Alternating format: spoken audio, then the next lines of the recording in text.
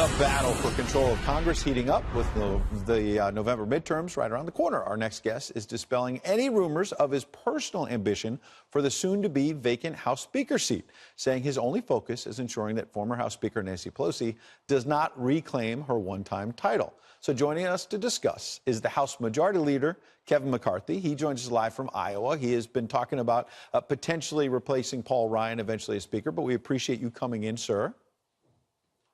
Well, thank you for having me. And it sounds like your strategy is to not talk about that. Let's talk about Nancy Pelosi. Let's talk about what the Democrats would do if they took the majority. Well, you got to think about this. History is against us. Only 2 times since World War II has the party in power that won the White House actually gained seats in these off years. On average, they lose more than 30 seats. 23 seats are majority. If the Democrats were able to take this majority, there's 3 major things they'd want to do. First, they'd want to abolish ICE, as we've watched them say many times before.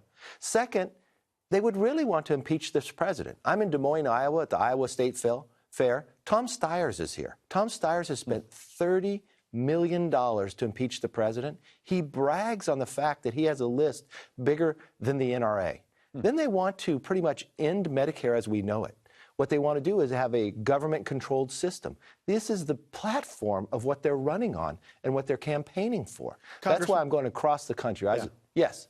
Well, and on that point, I want to let you talk about your travels, but it's fascinating to me 2 points there. One, to react to you directly, you're right, the Democrats seem much bolder in this election cycle about, they were hiding it basically in 2016, but now they're saying, yeah, a lot of us are socialists. And meanwhile, this time they're trying to hide the fact that they want to impeach the president. They don't want to talk about that.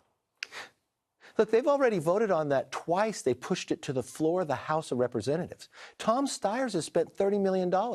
Terry McAuliffe just last Sunday on the Sunday Show said, yes, we should look at impeaching the president.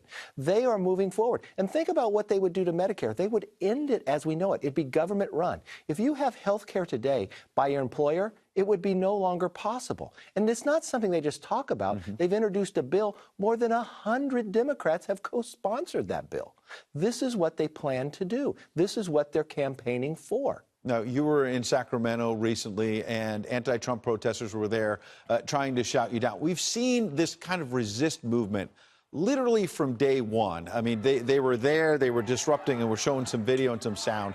They wouldn't even let you talk. There were protesters outside as well.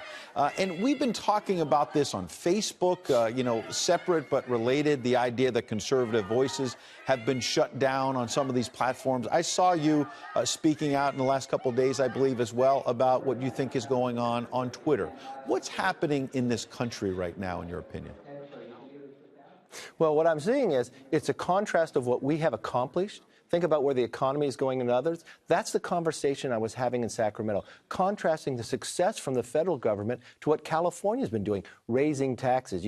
DMV tells you not even to come there anymore because they can't handle the lines. It's the dysfunction of what's happening when the social takes over your government. But what I have found in this process is you have to take them on. You have to talk about what we have been able to accomplish. You think from the improvements in the VA, the economy. Think of this for one moment. In the last 49 years in the history of America, unemployment's only been below 4%. 8 months in those 49 years. Absolutely. 3 of those months were this year. We'll hear a lot of that in the midterm elections. Building stronger. Congressman Kevin McCarthy might be the next speaker. Doesn't want to talk about it yet. He wants to focus first on the issues in this election. Sir, appreciate you coming in.